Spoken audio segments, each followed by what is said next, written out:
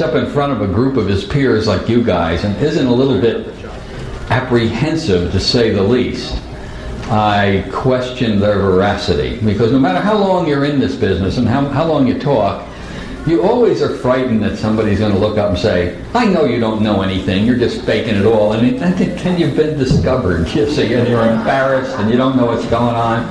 So maybe you guys can calm me down and help me out a little bit here in a crowd this size. Maybe if I look over here, if one or two of you are smiling, it'll make me feel really good.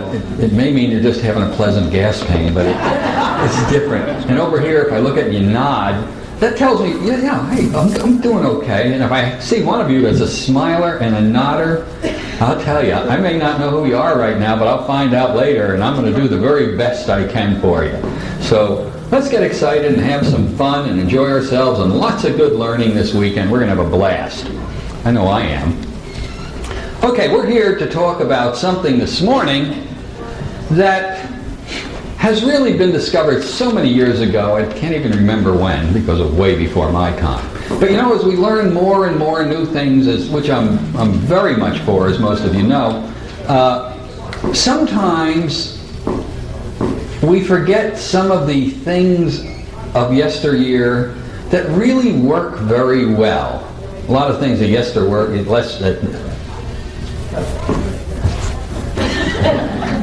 damn teeth keep falling out. Of yesteryear, really, we need to get rid of. But there are some things we need to hold on to.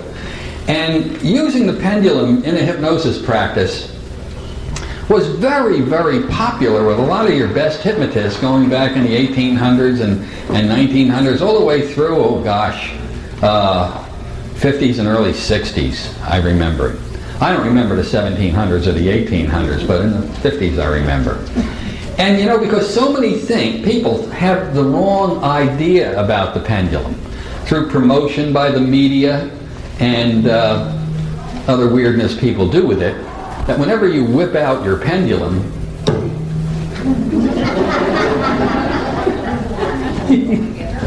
people go, oh no, here comes that evil hypnotist again. Well, there's a couple of great things that a pendulum is used for before we get into the legitimate stuff here. And one thing that it is, anybody know what this really is?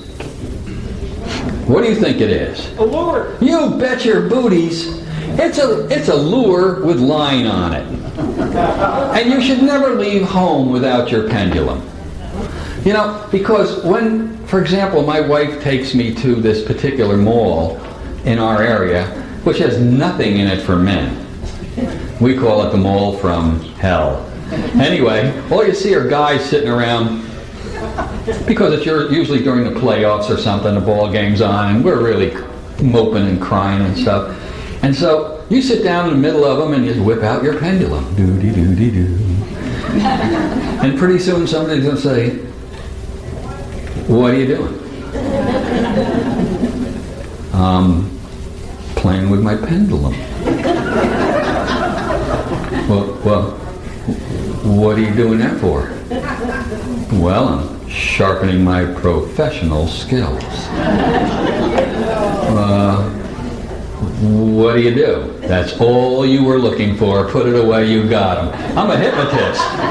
Really? Does that really work? Could I be hypnotized? Stand up. Bang, sleep, bang.